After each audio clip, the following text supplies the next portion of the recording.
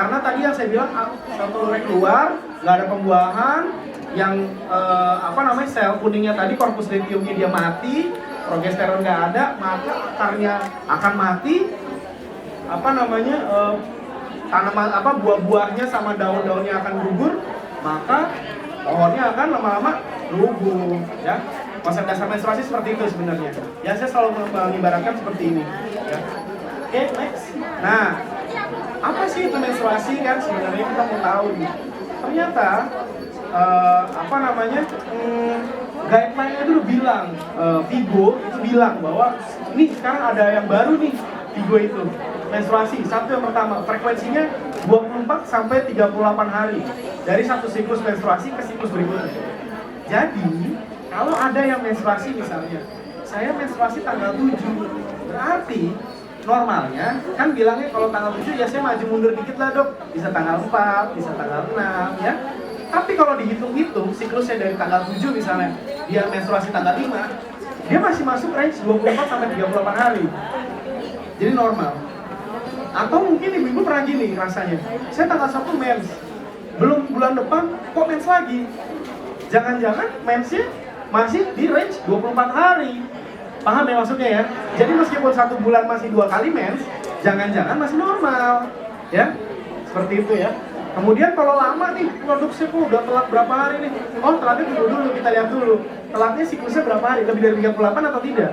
Ya, begitu dia lebih dari 38 maka kita bilang bahwa itu ada kelainan, ya. Terus kemudian yang kedua durasi. Rata-rata pasti orang khususnya Indonesia ya biasanya mungkin 8 hari rata-rata, ada yang 5 hari, ada yang 8 hari ya. Ada yang 9 hari ya, rata-rata normal itu kayak gitu. Nah, mungkin bervariasi, tapi setiap individu punya beda-beda. Misalnya saya selalu 5 hari, nggak pernah lebih, nggak pernah kurang. Ya nggak apa-apa juga sih, karena memang dari dulu mungkin seperti itu. Ya. Terus kemudian yang terakhir, regularitas ya. Siklusnya rata-rata tidak lebih dari 9 hari dari yang paling pendek sampai yang dari paling panjang. Ya.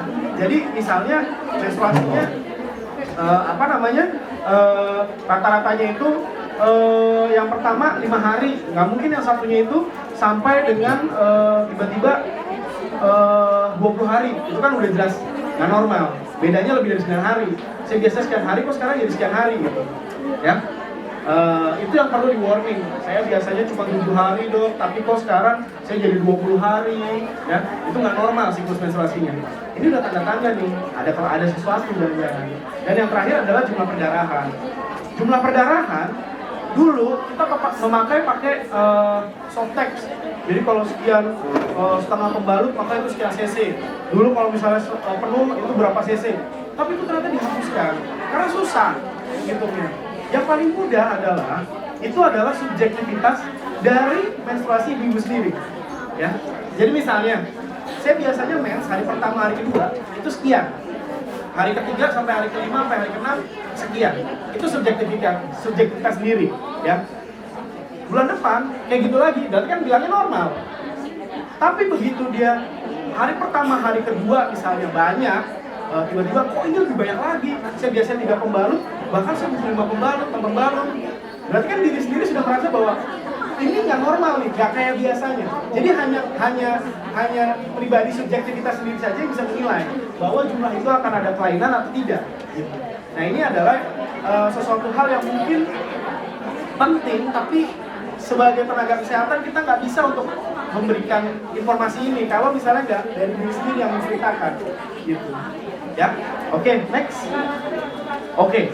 Kalau perdarahan lebih banyak menstruasi, itu cuma dibagi 2. Gangguan struktur sama non struktur. Maksudnya struktur itu apa? Rahim sama indung telur itu adalah suatu struktur rahim dan struktur indung telur.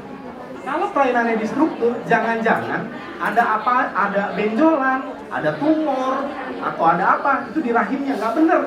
Wujud strukturnya nggak bener nih, jangan-jangan nih. Tapi kalau gangguan non struktural, contohnya mungkin ada gangguan di labnya, di pembekuannya. Misalnya contoh, kalau pernah dengar ada nggak sih pasien yang ada gangguan pembekuan darah? Kalau misalnya dia mimisan susah berhenti, atau misalnya kalau jatuh memar susah sembuhnya, ya itu ada gangguan pembekuan. Jadi dia menstruasi itu kan normal, tapi dia berdarah sebenarnya, harus diberhentiin. Kalau dia faktor dia dari dirinya aja nggak bisa memberhentikan, berarti ini adalah suatu masalah. Dia akan punya masalah selamanya selama dia menstruasi. Kalau dia kita stop supaya nggak menstruasi, berarti dampaknya adalah satu, dia nggak akan bisa hamil. Karena tadi saya bilang bahwa menstruasi penting karena menunjukkan adanya keluarnya dari sel telurnya tadi. Kalau sel telurnya nggak keluar, ditahan supaya tidak menstruasi, maka nggak akan ada keluar tuh sel telurnya. Mau berhubungan sampai berkali-kali pun juga nggak akan hamil itu. Ya, oke, next. Oke, kita belajar pelan-pelan ya. Kita lihat ya.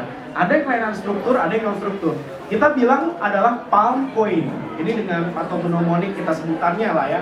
Namanya palm coin. Ada polip, P-nya, adenomyosis A-nya, L-nya leiomyoma, atau kita bilang myom, M-nya adalah malignansi atau keganasan.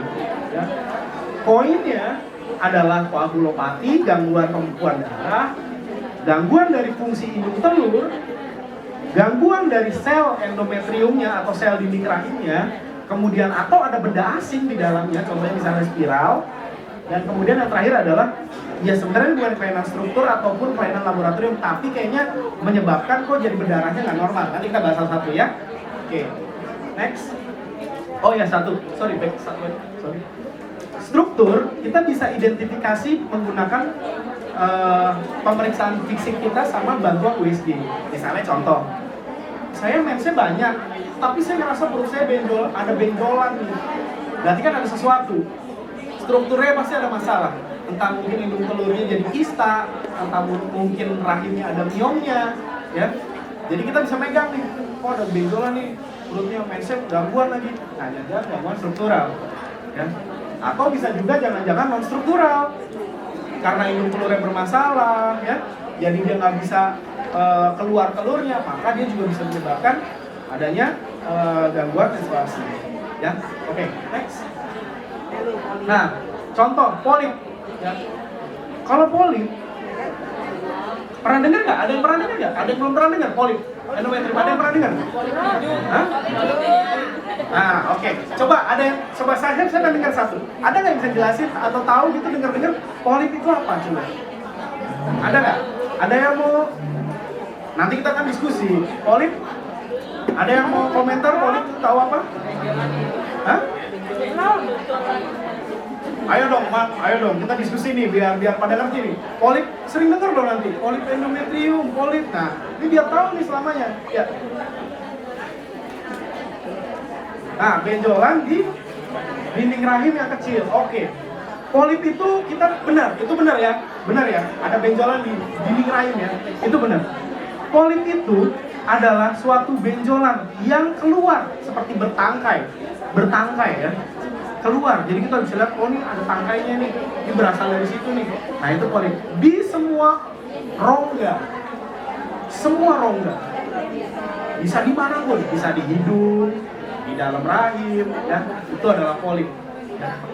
Nah, sekarang kalau kita lihat polip, ini adalah lapisan otot dari rahimnya yang pink, yang kuning ini adalah lapisan dari dinding rahim. Kebayang ya, ini otot, dalamnya ada sel yang melapisi dinding rahim. Ya, ini yang bisa menebal. Tadi yang luruh menstruasi, ada lagi menstruasi bukan ototnya tapi itu dalamnya. Ya, dia timbul dari situ polip itu. Ya, karena dia bersifat rapuh, gampang sekali berdarah, maka kadang-kadang ini menyebabkan menstruasi jadi terganggu. Terganggunya gini. Kalau misalnya ibu-ibu menstruasi 7 hari udah selesai nih. Tiba-tiba kok di tanggal 15, tanggal 16, ini tanggal 1 menstruasi sampai tanggal 7.